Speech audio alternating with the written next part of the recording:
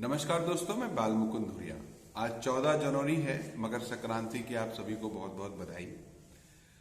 और बधाई भारत सरकार को भी कि भारत सरकार के यशस्वी प्रधानमंत्री जी ने एक नायाब काम इधर किया है।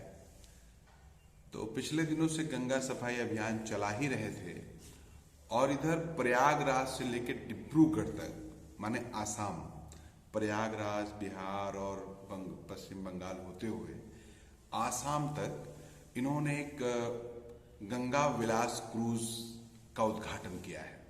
एक बड़ी सी नाव जो एकदम 5 स्टार होटल को मात देते हुए प्रयागराज से निकलेगी, बनारस होते हुए वो डिब्रूगढ़ तक जाएगी। कुल 36 सीट वाली इस जहाज की यात्रा 51 दिनों की प्रयागराज से वहां तक होगी। तो उसको आप प्राकृतिक का सौंदर्य लेते हुए, आनंद लेते हुए उसको बुक करा के आप वहां तक घूम सकते हैं।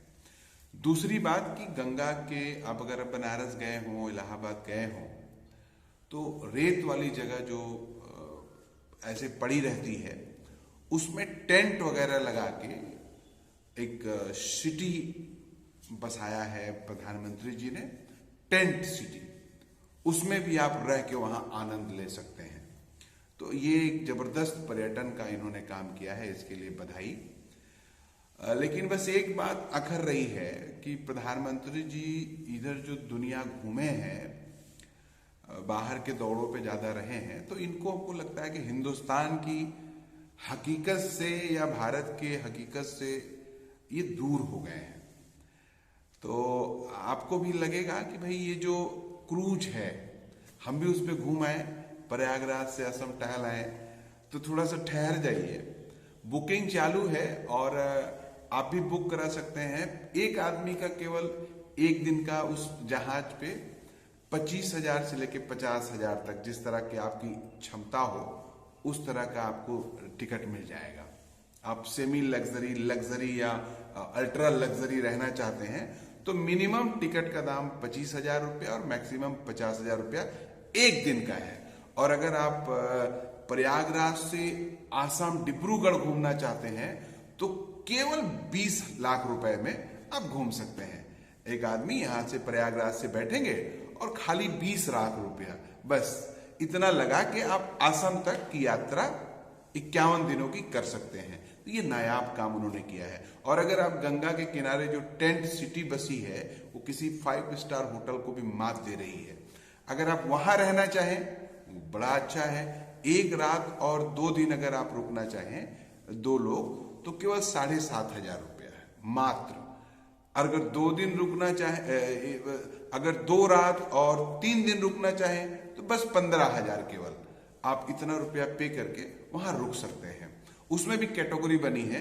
अगर आप गरीब भिखमंगे टाइप के हैं तो आप उस 7,500 वाले में, 15,000 वाले में रुक सकते हैं। और आपके पास पैसा है तो आपके लिए 10,000 वाला एक रात का भी है, 12,000 वाला भी है और 20,000 वाला भी प्रति रात स्टे वाला है। और अगर आप 2 रात 3 दिन रुकना चाहते हैं तो आपके पास 15,000, 20,000, 24,000 और 40,000 रुपए तक का वहां पर व्यवस्था है। आप उतने में रुक सकते हैं। और उसी तरह क्रूज पे भी है। तो ये एक नायाब काम प्रधानमंत्री जी ने किया है, इसके लिए बहुत बहुत बधाई उनको। लेकिन इस पे घूमेंगे कौन? जब कमर टूट गई है देश की, सारे धंधे बिजनेस चौपट हो रहे हैं, आम आदमी का जीना मुश्किल है, किसान की आमदनी दुगनी कर नहीं पाए, रोज आदमी बिलो 100 में अपनी जीविका चला रहा है, मनरेगा की मजदूरी 213 रुपया है, तो इस जहाजिया में घूमेगा कौन? जो 51 दिन की यात्रा का 20 लाख दे देगा और जो एक दिन जहाज में चढ़ेगा और वो आपको 25,000, 50,000 खर्चा करेगा। तो बुकिंग शुरू हो गई है। और जो पहले लॉट में बुकिंग कराया है वो यूके के लोग हैं, यूएनआई के लोग हैं, कनाडा के लोग हैं और जर्मनी के लोग हैं और भारत के भी कुछ अंबानी अडानी जैसे लोग, इस तरह का जो पैसे वाले लोग हैं, इन लोगों ने बुक करा लिया है। तो प्रधानमंत्री जी ने क्या इन्हीं लोगों के लिए ये योजना लाई है? वो चाहते हैं यही लोग घूमें, हमारी संसाधनों का मजा लें।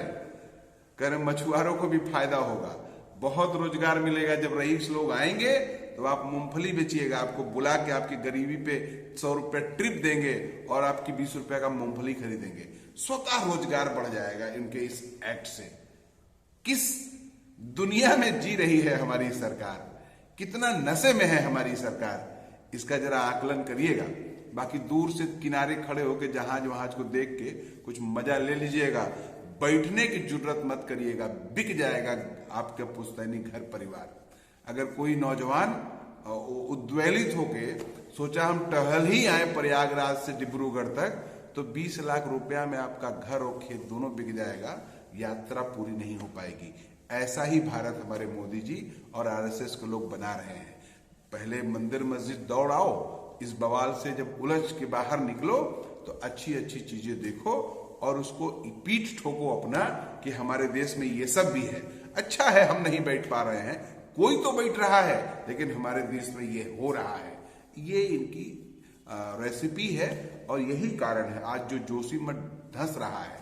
जब आप प्राकृतिक चीजों को व्यावसायिक चीज बनाने लगोगे तो उसका ये हाल ऐसा होगा। जोशीमठ एक इसका उदाहरण है, लेकिन अभी भी आप चेत नहीं रहे हैं। तो वक्त आपको बताएगा, आप जरा ध्यान दीजिएगा और खबरदार दूर से देखिएगा, घूमने की हिम्मत उस पर मत करिएगा। बाकी आपकी मर्जी। नमस्कार।